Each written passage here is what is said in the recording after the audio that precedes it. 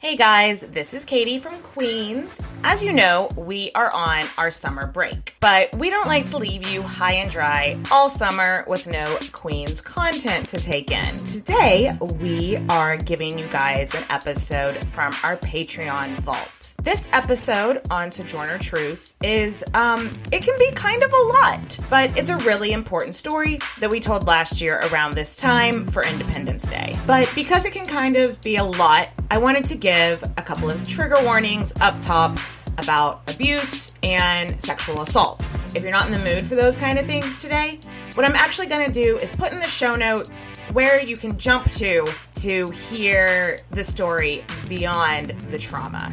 That being said, I hope you enjoy this classic Patreon episode about this amazing woman. And if this is your first time listening to Queen's podcast, warning, we curse like sailors. All right? Cheers, bitches. 'Cause being a woman is horrible. Nathan Charles. Catherine Diane. We are full naming it today because that is the energy. Yes, Queen work. We are bringing to this story. How are you? How are you? Fucking fantastic. Ooh. I am excited to tell you about my chick today. I didn't realize how little I knew about Sojourner Truth, which is who you're going to be talking about today. Like, I didn't know nothing about her. I knew the name. It's not one that you forget. And I knew that she was an abolitionist and an activist, but there is so much that I didn't know about her story. It is, oh my God, it is just amazing what people can overcome and rise above. I want to just go ahead and dive in. Disclaimer, the first half of this story is a super bummer. So let's just go ahead and put that out there. We're dealing with slavery. Everybody. We're dealing with slavery. Everybody take your... abuse. Yeah. So take your Xanax. Take your Xanaxes. Yeah. Just go ahead. Jinx. Just go ahead and try to take your Xanax. First and a bottle of part wine. is a bummer, but it gets better. Let's dive in. So Sojourner Truth was was born into slavery in the late 1700s. We're thinking her birth year is probably like 1797 or something. So She was born in New York, which I actually that was like the first thing that I had to like sit and go, what?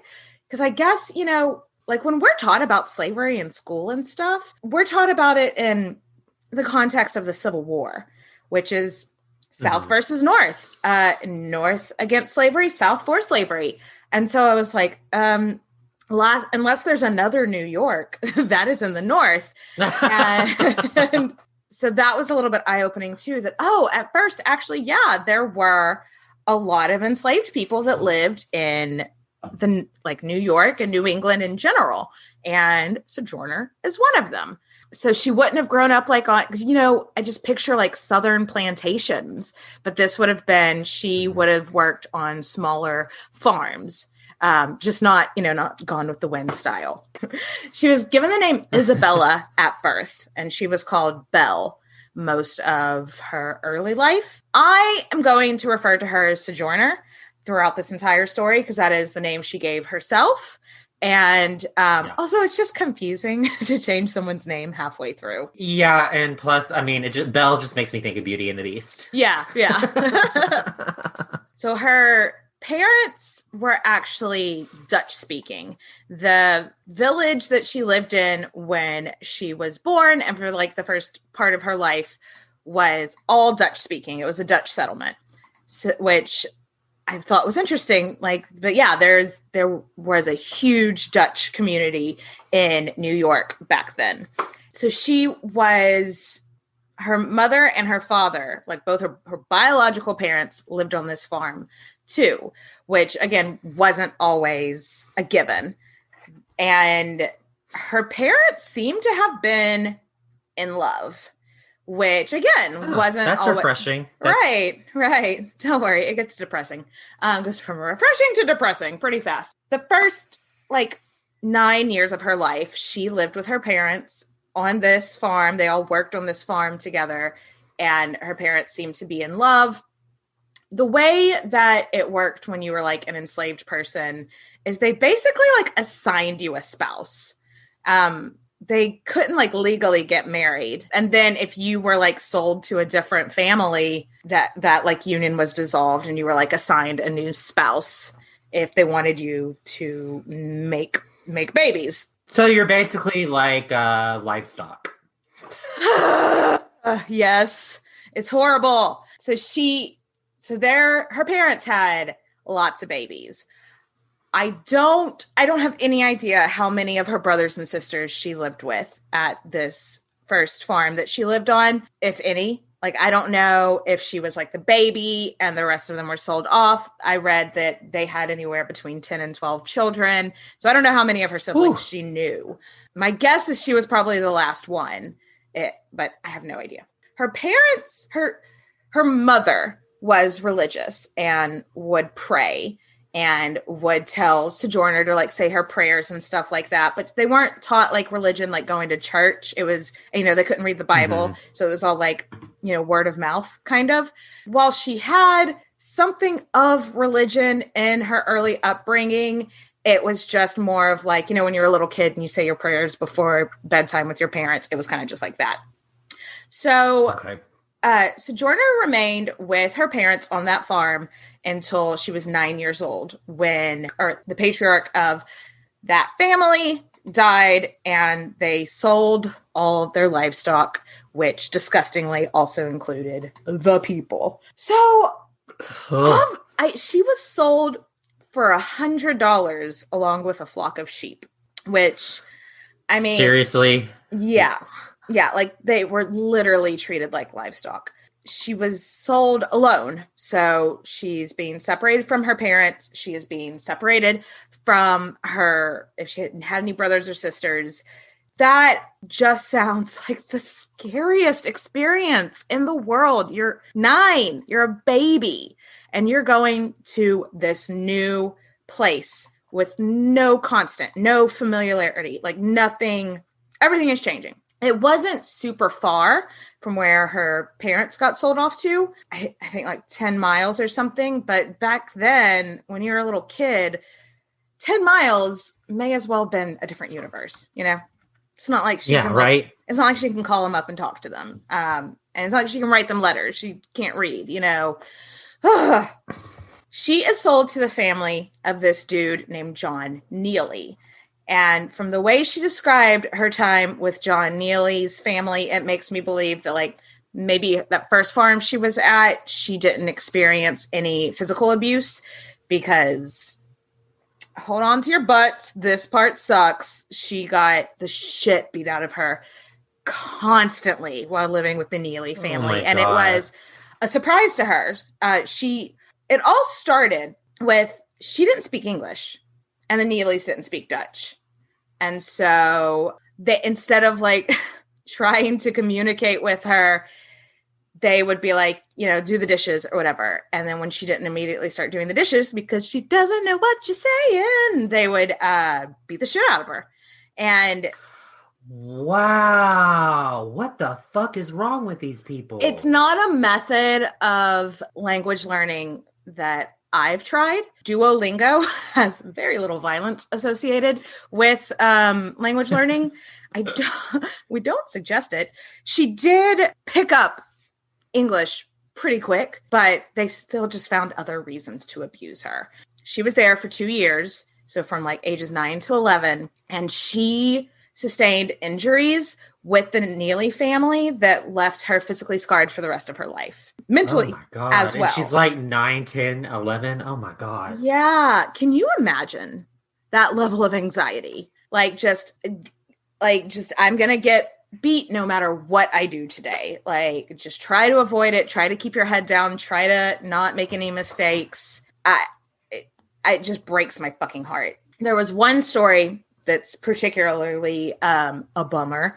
John Neely put these metal rods over the fire. And then when they got hot, he then beat her with them. What the fuck is... Oh my God. This guy has a special place in fucking hell. That is just this whole other level of sadistic. Like, So sometime after the rod incident, her father was able to come visit her. And she just is like, she's telling him what she's experiencing. She's showing him like her injuries, and she's just like, please, daddy, please take me with you. Please take me with you. Please take me with you. This poor father, because obviously he can't, Yeah. He has to leave his daughter there knowing the treatment she's getting. Oh, that just breaks my heart for father, for daughter, for all people who had to experience slavery. Like, this is, but we're getting to a little bit of a silver lining for a minute. The dad goes to like a white church. Okay. This was like kind of like a common thing that people might do at the time. So he's hanging outside this church, and whenever it lets out, he starts like approaching people that are known to be like a little bit more friendly to Black people. And it's just like, this is the situation my daughter is in. If anybody can afford to help her, and like, or if anybody needs help around their house and they want to buy her, like, we would appreciate it. We would really appreciate it. I think God would think it was cool, stuff like that. Eventually, this guy was like, okay, sure. His name was Martinez Shriver. He had never owned a slave before in his life. He didn't have a farm. He owned a tavern. And he was like, yeah, I guess I could use help around the tavern. And he bought her for about $2 more than the Neelys had bought her for. So, I mean, she's still an enslaved person, but for the next 18 months of her life, it doesn't seem like she suffers any abuse. So, okay, that's at least one glimmer of light in her really sad childhood. Yes. So she's about 11. She goes to live with this Martinez Shriver guy who owns a tavern, and she kind of becomes like a busboy, kind of like cleaning tables. Okay. Martinez Shriver gave her a heads up, like, look, you're going to be around some drunk dudes, so you're going to hear some language. So she learns to curse in English and Dutch, which yes, we love it, Queen's Podcast. Exactly.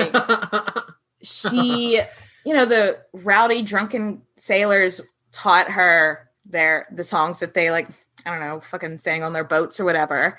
And it turns out she's a really good singer. So she learns to sing, she learns to curse, she waits tables, makes drinks, I guess. Nice. I mean, it sounds like she's living a good life at this point. I mean, she's good as it can be. She's still a slave, so that fucking sucks. Yeah. But she's not, it doesn't seem like she's being abused. So, yay. Yes. Before we are like, oh, it's Martinez Shriver guy, saint for helping her. I mean, he doesn't set her free. So still not great. After 18 months, he falls into debt and he has to sell a bunch of his property. And sadly, she is property and she gets sold. No. I know. Yeah. So now she's about like 13, 14, and she gets sold to the Dumont family. The patriarch of this family is this guy named John Dumont. While it doesn't appear like he was physically abusive to her, she would later say that he, like the way she worded like about his cruelty leads people to believe that he sexually assaulted her from day one, which is it's so disgusting that like even today, like some people won't come out just straight out and be like, well, he raped me. Because then that's when the slut shaming starts. Like, oh, well, how sexy were you? You must have been wearing something revealing. Yeah. Yeah. Mm-hmm. So she never came out and straight up was like, yeah, he raped me, sexually abused me. Because being a woman is horrible. They would have. Such a good song. Yeah. We should put that out on iTunes. That's all it is. It's a ringtone. Being a woman is horrible. So he probably started sexually abusing her the moment she showed up, which is gross because she's 13, 14. Ugh. To make things worse, as if they could be, Mrs. Dumont is jealous. What the fuck? Of a 14-year-old that is getting raped? Yes. And it just said like she started being aggressive towards Sojourner. I'm not sure if that means physically aggressive. I'm sure it was verbally aggressive, definitely. It doesn't seem like she doesn't tell any stories of any like cruelty when it comes to like being beaten at this time. So, yay. I don't fucking know. I just hate that.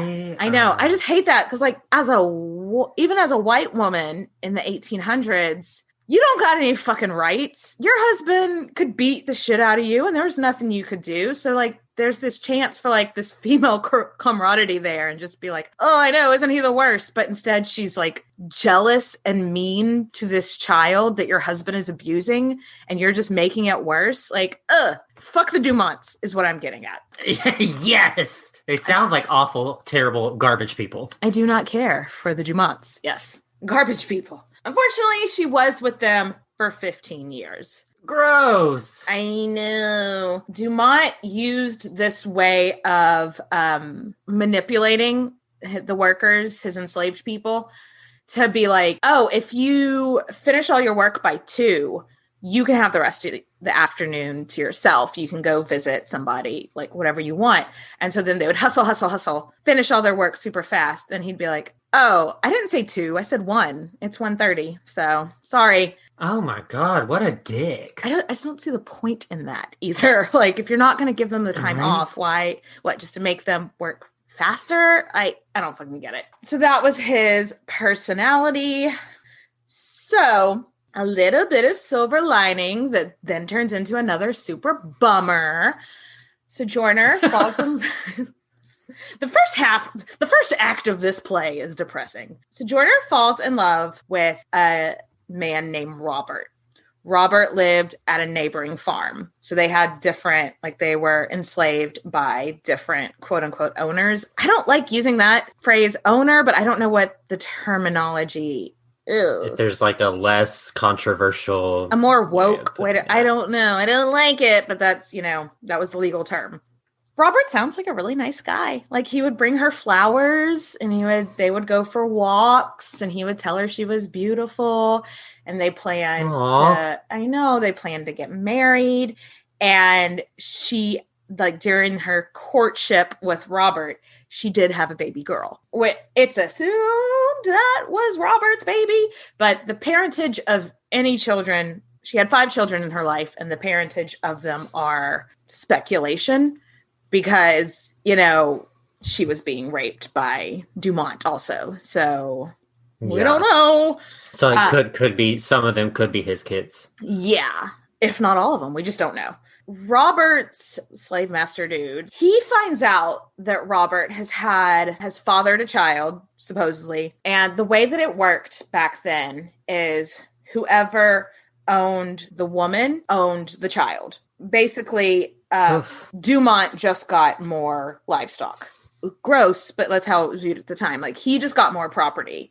And so Robert's owner dude was like, no, if you're going to be making babies, you're going to be making babies on my farm. He finds out Robert is over there visiting Sojourner, and he goes over there, pulls Robert out into the field and just beats the shit out of him. Like, almost killed him. God, I know. White people are evil. I know. I don't like this story or this part of the story. It's just, and Sojourner, can you imagine? Like, if the person you love, the person that says they love you, possibly you're the father of your child, you can't do anything to stop it. Like this, he's getting the shit beat out of him. And if you run out there to try to stop him, it's just going to happen to you also. So that's not helping anybody. And so she just stood there powerless until Dumont did come out and was like, hey, you can't kill this man on my property. Please leave now. And they never saw each other again. And oh my God. So it was about this time that Sojourner was like, okay, white people are evil. All white people. I mean, can you blame her? Nope. I absolutely cannot blame her one bit because she hasn't been shown otherwise. I mean, I guess her time with that Shriver guy was a little bit of a reprieve, but he still sold her, Mm. She's just like, I hate all white people. White people are inherently evil. She does kind of find God at this time. Because later in life, she'd be very, very, very religious. And it was about this time that she actually started to investigate more about like, who was this Jesus dude? What is this all about? Which, you know, again, not surprising, but people need something to give them. So a lot of people turn to religion. After that, Dumonts like assign her a husband, and it's this dude named Thomas. I don't know a whole lot about Thomas. Thomas is not in the story for very long, but she then goes on to have 5 children in total. She has a baby named James who dies in infancy.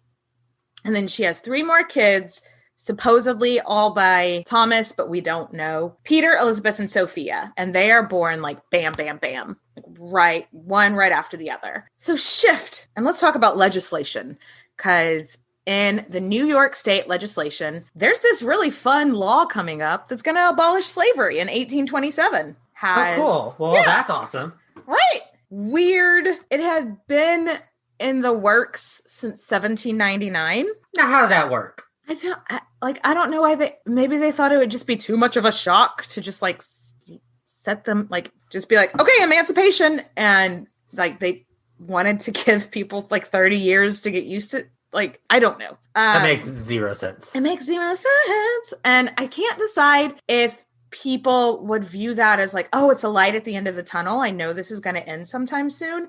Or if this has been going on for 27 years and you're like 18 or something, you might just not even believe it's actually going to happen. Like, it's just something people talk about. Yeah. So you become kind of like jaded and you think that it's going to keep getting pushed off further and further back. Yeah. Right. So I don't know why they did it that way, but that's how it was. So our girl is ready for some freedom. She approaches Dumont and she's like, look, there's like a year. We don't got that long left. Can I get off early? Like, can I be let go early? Dumont did what he did and was like, yeah, so over this next year, if you just hustle, if you just work your absolute hardest, I'll let you go a year early. And Sojourner is like, yes, sir. And she just gets to work and she busts her ass. She's pregnant most of this time too. And, oh my God. And she's just like busting her ass, working as hard as she can. New law, the Emancipation Law was going to go into effect July 4th, 1827. So on July 4th, 1826, she goes to Dumont and she's like, busted my ass, did all my work, never missed a deadline. Can I go? He was like, actually, if you remember, a few months ago, you injured your hand. And I think if you hadn't had that injury, you would have gotten a lot more work done. So no, you didn't work as hard as you could. Are we really surprised? This guy is such an asshole. I'm not surprised at all. I don't know if Sojourner like actually believed him, because I'm not pegging her as a gullible person, you know? Yeah, right? Especially since he's the one that's been doing this whole, ooh, I'll let you out early if you work super hard, and then he never does. So I'm sure and like a part of her expected it, but also like, what are her choices here? You know, it's not like no choices here.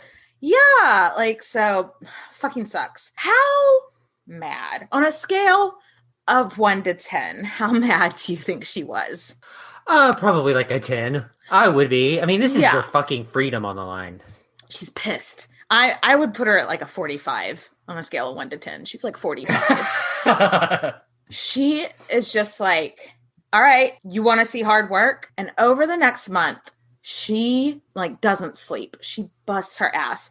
I read that she spun 100 pounds of wool in that month. I don't have a frame of reference for how much you're supposed to spend in a month. You know, I don't know the way it was worded, I have to assume that's a lot. So one day she wakes up and she's like, all right, I have more than made up for like whatever, like slowness, however slow I may have gone when my hand was hurt. And so like right before sun rises one morning, she takes her youngest daughter, who's like an infant, Sophie, and she gets Sophie and she just walks the fuck off the farm.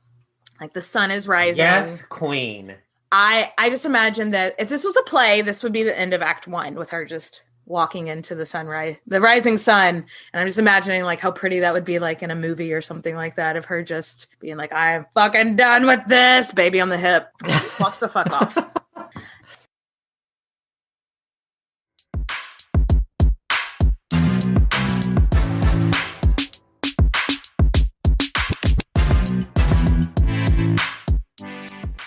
Hey guys, Katie again. So if you have jumped to this part of the story to avoid all the triggers, basically what you need to know is that there had been a law abolishing slavery in New York State where Sojourner Truth lived, and she had a quote-unquote slave owner who was a shifty son of a bitch, and he didn't really seem like he ever wanted to give her her freedom.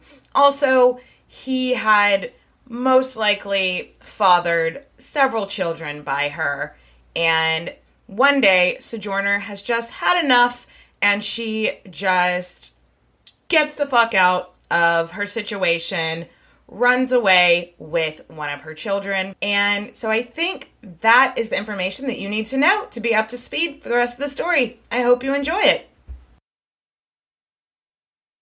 Good for fucking her. I mean, what? There's only a year left anyway. Just let her go. You said you were going to. Just let her fucking go. You got 100 pounds of wool. It sounds like that's a lot of wool. You know, like just let her go.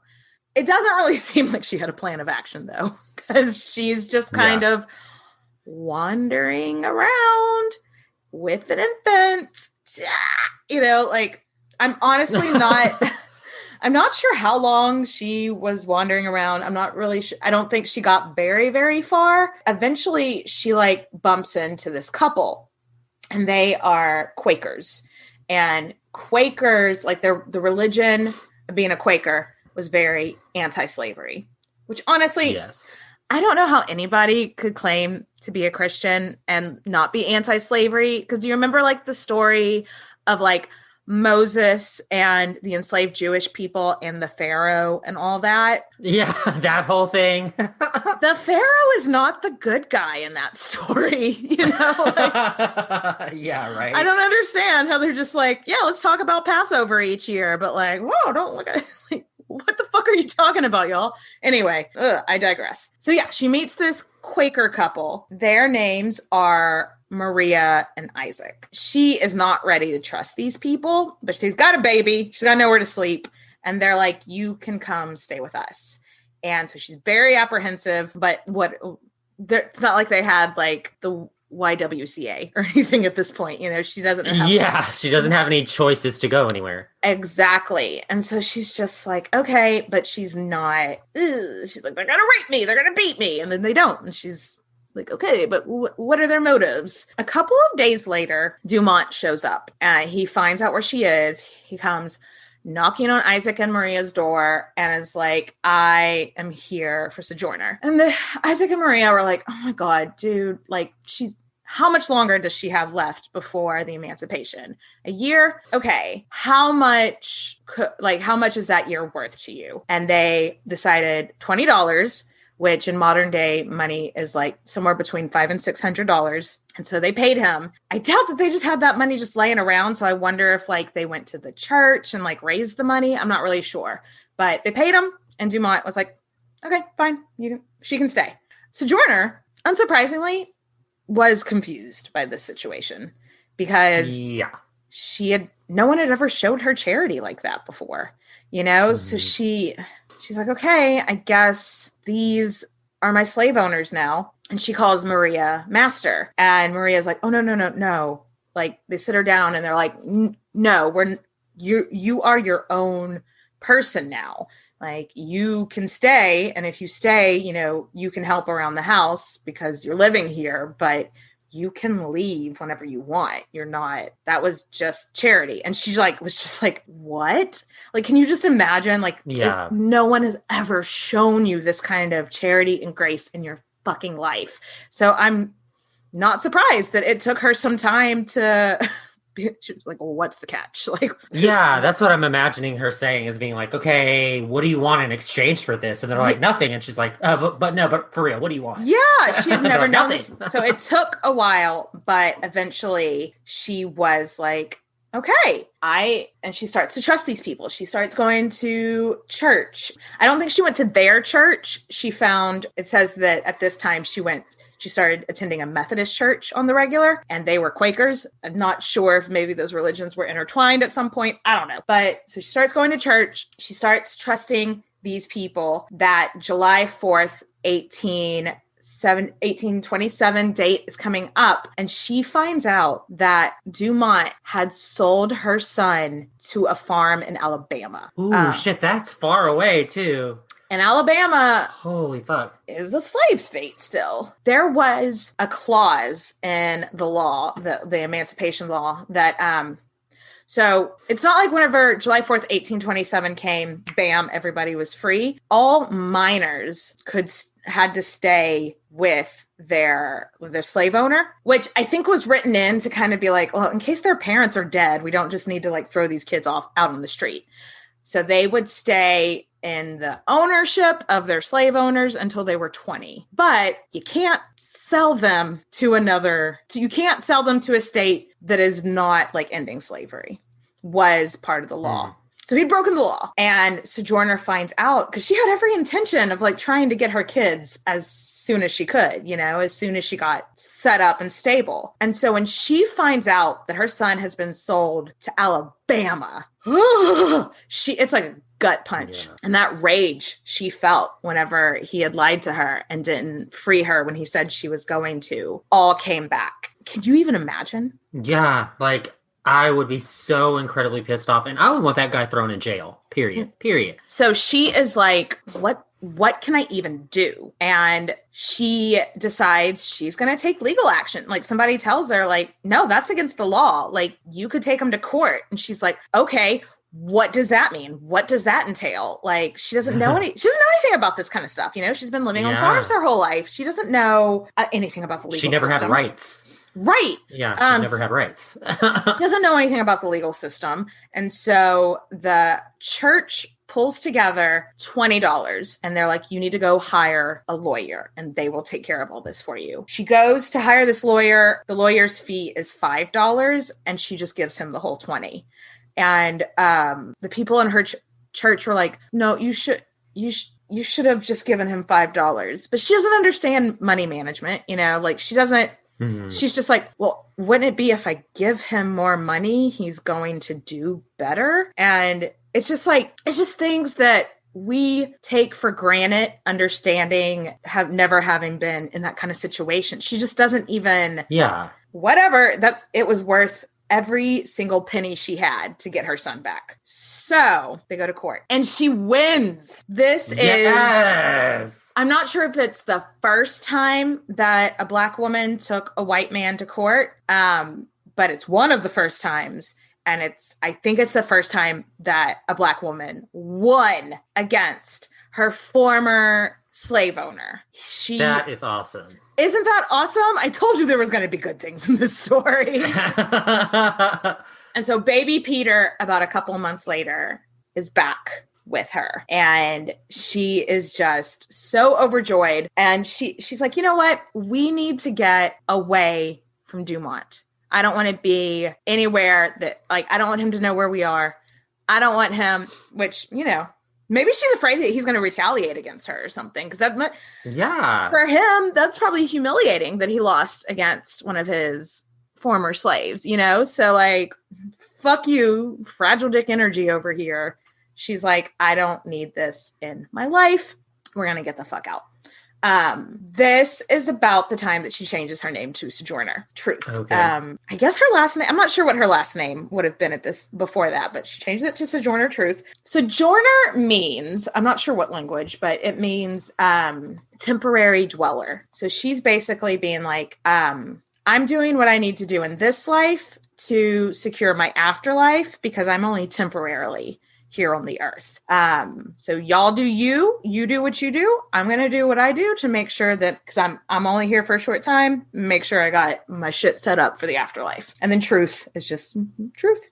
So she takes off to New York City, which was about 90 miles. So not a short distance when you don't have a car.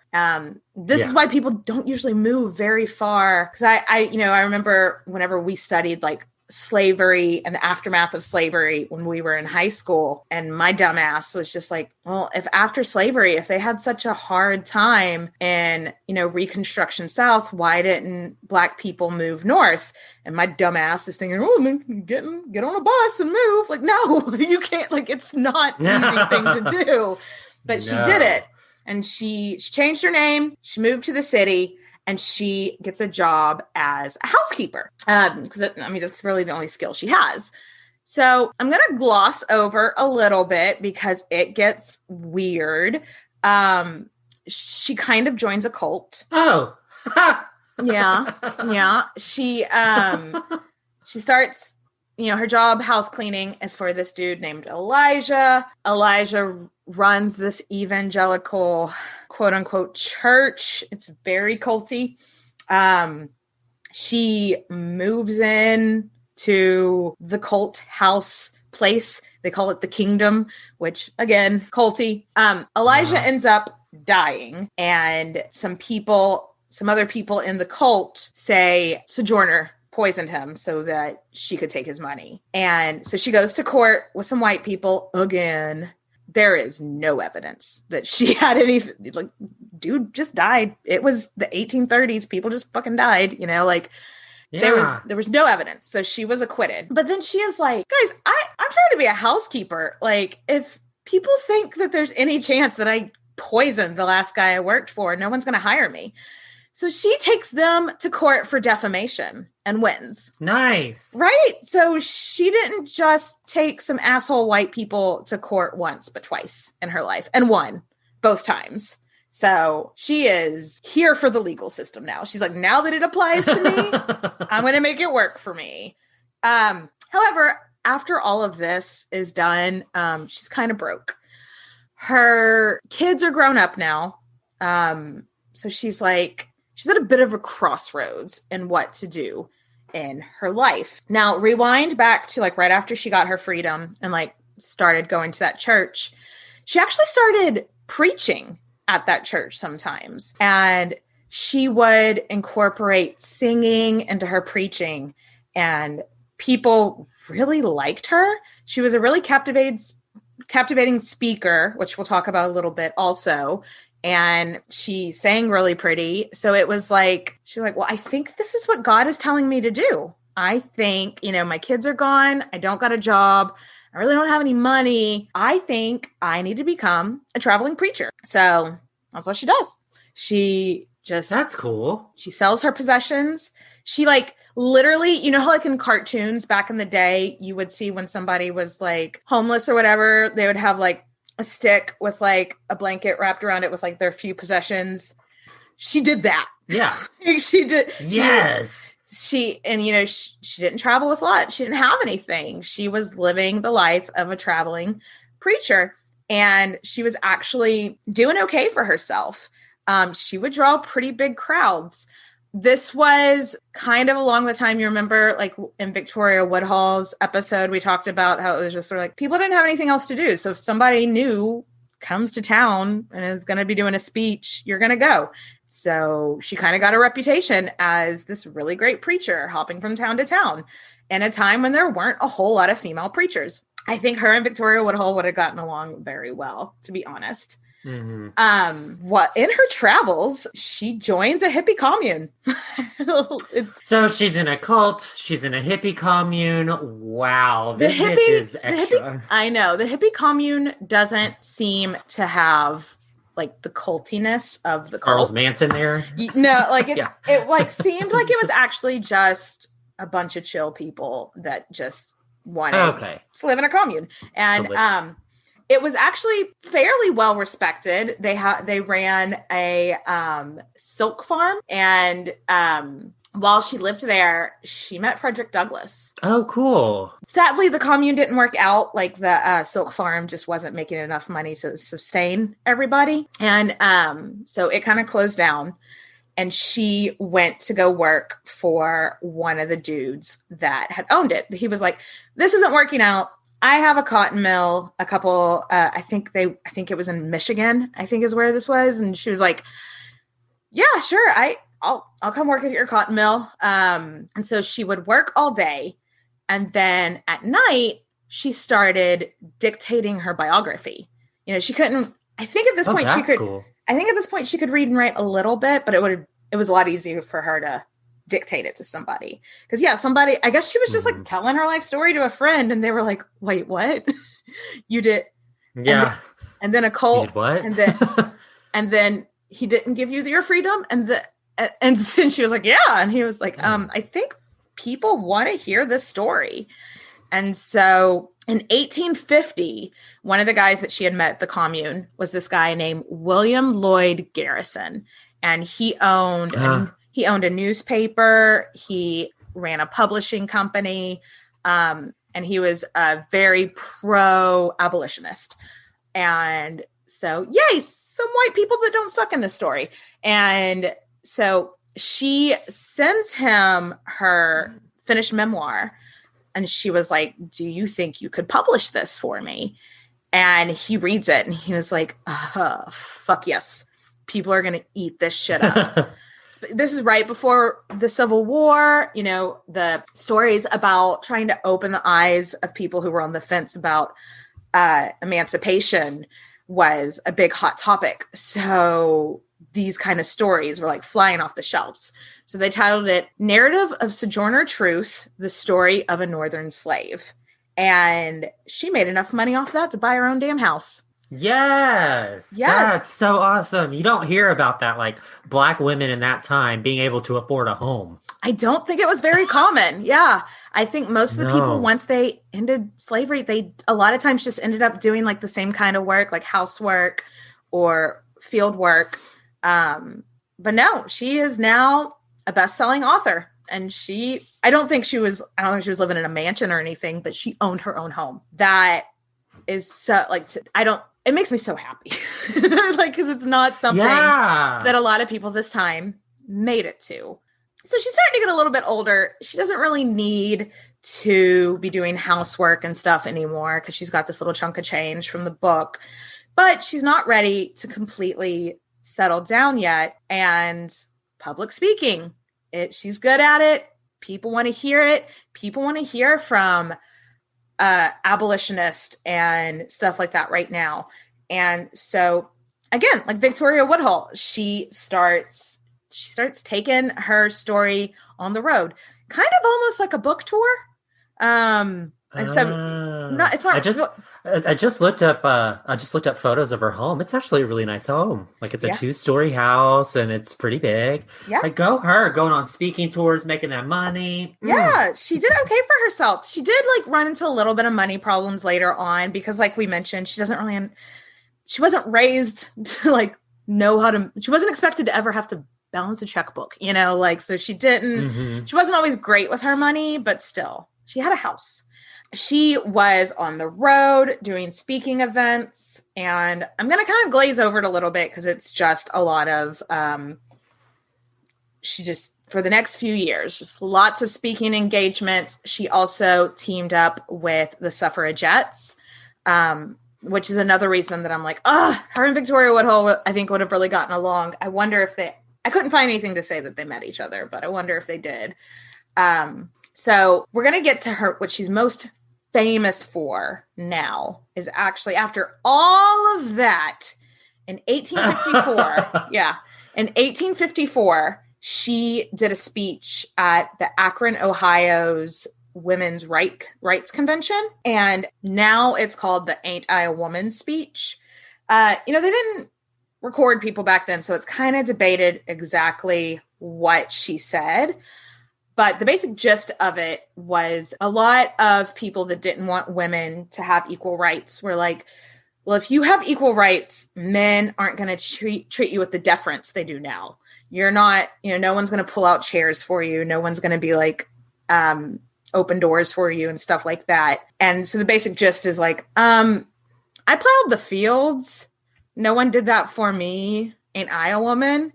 No one opens my doors. I haven't lived a genteel life. Ain't I still a woman? And you can look it up online, or like with the guess of kind of what it says. There's a couple different versions. It's not very long, but these are my favorite parts. That little man in the black, he says women can't have as much rights as men because Christ wasn't a woman. Where did your Christ come from? From God and a woman. Man had nothing to do with it. Bitch, right? I'm living for this. Right? She is sass and a half, and I fucking love it. So, yeah, over the next few years, she knew that her voice was one that was in demand, and she tried the rest of her life to just work for causes that she believed in, mainly abolition, like the abolitionist movement, freeing the slaves. And then after emancipation, she really threw her weight behind being like, okay, we can't just free slaves and then be like, you're welcome and go off. Like, we need to make sure they have places to go. We need to make sure, like, so she really threw her weight behind trying to make sure that people were aware of, like, we need to have a plan. We need to have a next step. She worked with this program that worked towards getting land and employment for previous slaves. And she went out and used her voice for as long as she had it. She just really hustled. She met President Lincoln. Her and Abraham Lincoln had a meeting. Wow. That's crazy. And I think it was, just like a PR thing, but still, she's meeting the fucking president. Little Isabella from the farm who didn't grow up speaking English, who got the shit beat out of her and all this stuff. She is having a sit down with the president of the United States, and they discussed the Bible. He showed her this Bible that had been given to her or given to him by a group of formerly enslaved people. And they talked about like the importance of merging the cultures and stuff like that. And just how awesome is that? I know, that's so cool. In 1883, that's the year she passed away. So she was probably about 90. So for that time, damn. And for living that hard of a life, like that is just crazy impressive. She lived on her farm or at her house with her daughter and her daughter's husband and her grandchildren. So she was surrounded by loved ones when she passed. Then a couple weeks later, Frederick Douglass gave a speech in Washington, D.C., commiserating her life. And at her, like where she's buried, there's a monument of her and President Lincoln together. So that's cool. Yeah. And in Frederick Douglass's speech, he says that she should be an example for anyone that wants to support reform from now until like the end of America. And I happen to agree.